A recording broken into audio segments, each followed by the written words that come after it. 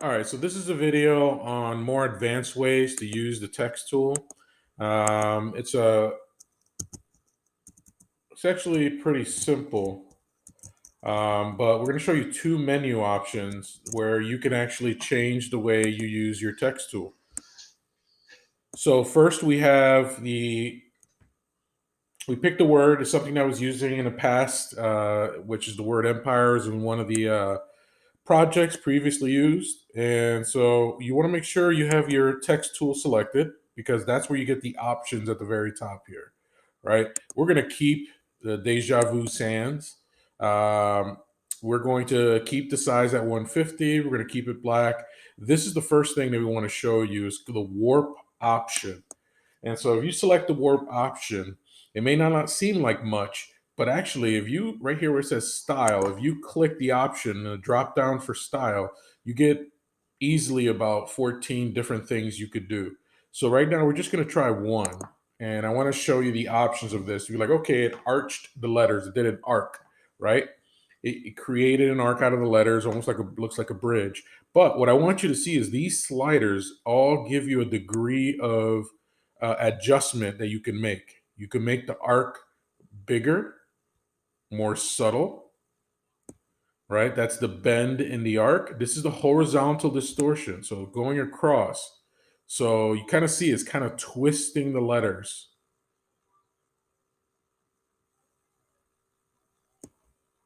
And then you have the vertical distortion, which creates the arc but makes the words look like they're disappearing to a perspective point. And so there's so many things you could do with this. And if you play with each of them separately, you could see it just creates a unique shape or unique design. All right. And as you combine them, I mean, it just really stands out. Now, remember, if you like this and you select the check that you're all done distorting this, remember you're going to have to still, it might go off your page. And so you're going to have to, uh, one second, make sure I'm on the right layer. Um, you're going to have to resize it because stretching the letters out, obviously, are going to make it bigger. So you're going to have to change the size of the letters and kind of take it back. The way you do that is you choose the selection tool and then click on transform controls. And now you have your design and you can add it on. Now, the second thing I want to show you and more advanced things that you could do is actually to double click the layer. Once you double click the layer, you're going to get a whole new menu and it's called layer style. And there's some options you can do. So this actually works with images also, but with text, it just gives you some basic things you could do to text, right? So it has a bevel and bevel, and I don't know if you could see that, but the bevel actually creates an edge. So it almost makes your letter look like a 3D form. So let me see if we can zoom in.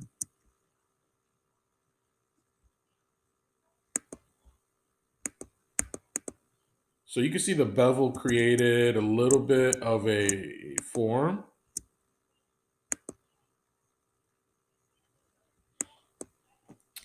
And so, but if you select that layer, it actually gives you other options.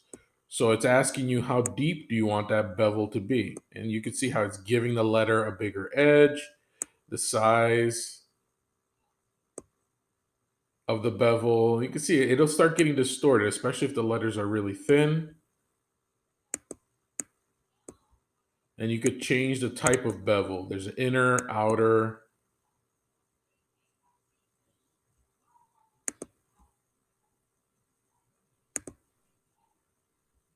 And then you could still change the depth of it. You can see it's basically adding a little bit of a value, making it look like it's 3D, right? Now you can move away from that. You could also stroke.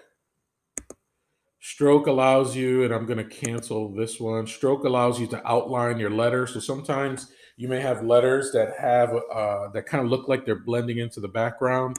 Sometimes you don't even need a stroke. That you could keep it at 1 and maybe change the color to something that fits your design better.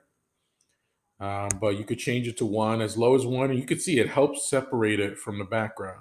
Now, especially if this was a dark gray background, and you just used white or a light gray, it would make a huge difference. Now, on this background, you won't even notice it.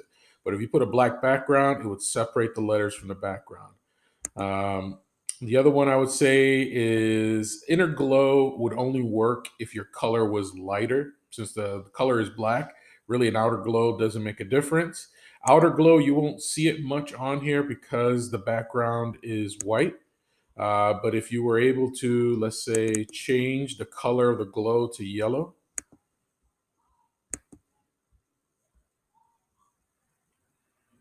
and you could change the size and the spread,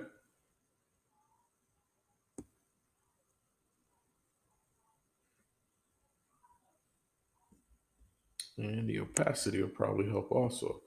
Now, because the background is so light, you barely see it. But if I did normal, now you can see it actually took over the whole background.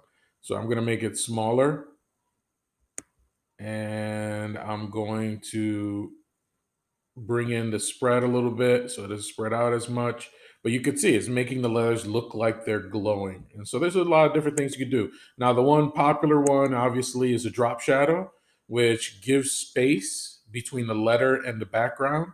As you could see like the letters look like they have a background because that shadow, right? You could change the opacity. You could make it look like it's very, very intense light.